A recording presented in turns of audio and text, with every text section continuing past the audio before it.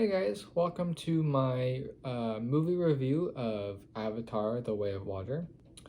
Obviously, the big standout of this film is the technical side of it.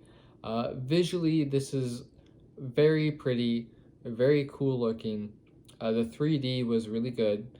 Um, and I know a lot of people might ask, is the 3D, is stuff popping out at you?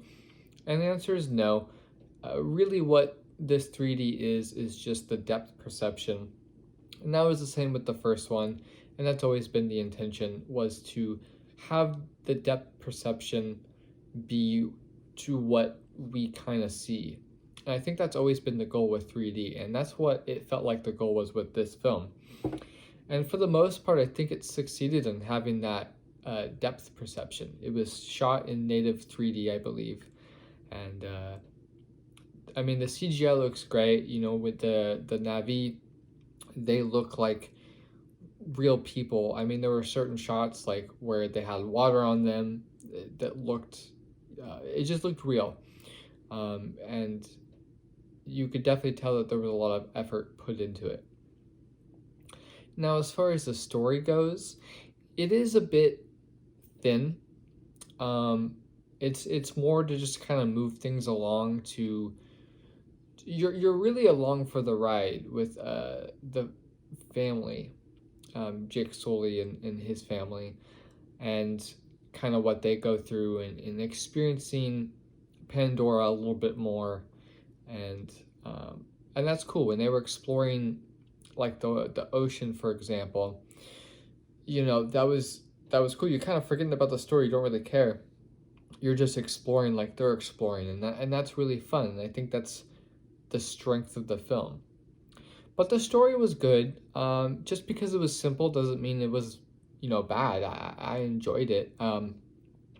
Slightly different than the first one. It's similar but a little different. What I think this film is kind of like, okay, it's been 13 years.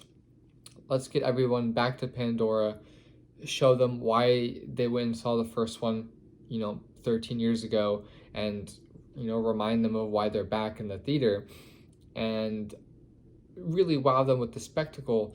And then in 3, 4, 5 or really get into a little bit more of the meat of the story. So it really felt like an introduction back into this world, and I was fine with it.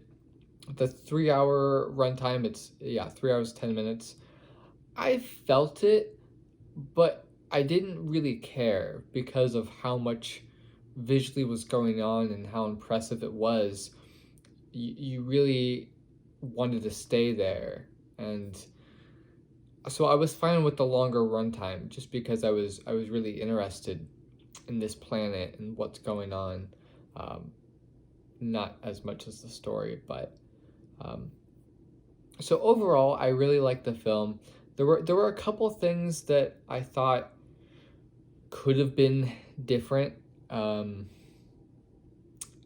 try not to get into spoiler territory, but there's a decision at the end that a character makes that I felt, while I understand, I also was like, like they're doing that because of the next movie. Like you could tell, like it felt more of a setup for the next one than an actual character decision. Maybe that's me. Maybe I've been watching too many blockbusters, and that's just kind of how things are. You always gotta set up the sequel, and that's not just blockbusters. I mean, horror movies do that and all that type of thing. If you're interested in checking it out, I would say we're going 3D. Try it once. If you didn't like the first one, I definitely think the water effects, I think, were really cool and worth it for that. Because the first one mainly takes place in the jungle. This one, for the last 2/3 of the film, take place more in the water or on the beach and such. And I think that made it visually appealing too. Not that the jungle isn't, but I definitely recommend it and checking it out. It was emotional. You get a little teary-eyed. It's just so beautiful. Yeah, so that was my review. I would say I would give it a 4. I would say like 4.5, 5 for like visuals, but for story, 3.5, 4. So between 4 and 4.5, I'm still trying to think where exactly I want to put it. Um, so yeah, well, that's that.